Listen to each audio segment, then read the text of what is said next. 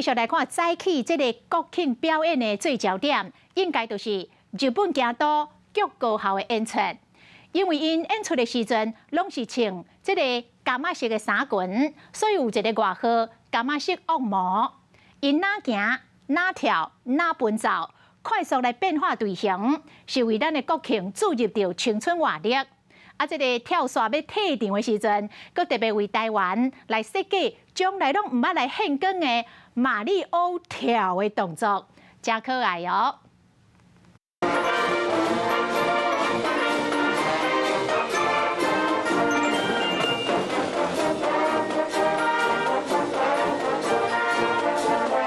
招牌柑仔色制服一日场，虽为国庆大典加入满满的青春活力。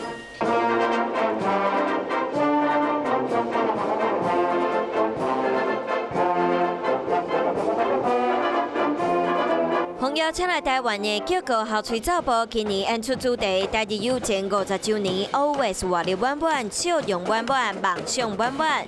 整场乐曲剑客日常，加上因哪行哪跳哪奔的表演方式，果然真声人。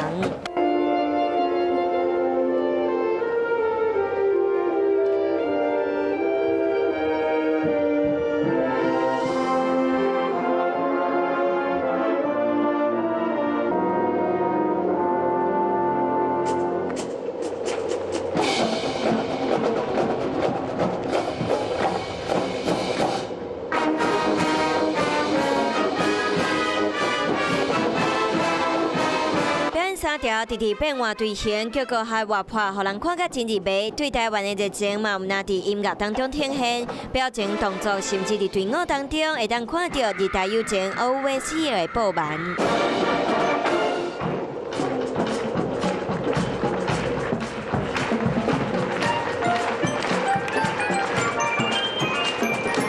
退场的马里奥跳，这个从来唔捌对外献光的动作，是专工为台湾国庆大典的表演设计。这摆柑仔色的光丽啊，风用活泼古锥的方式，展现台日友情50周年的情谊。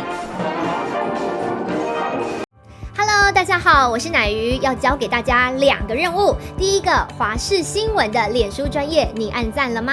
还有华视新闻的 YouTube 频道，赶紧订阅起来，还要记得按赞，开启小铃铛哦。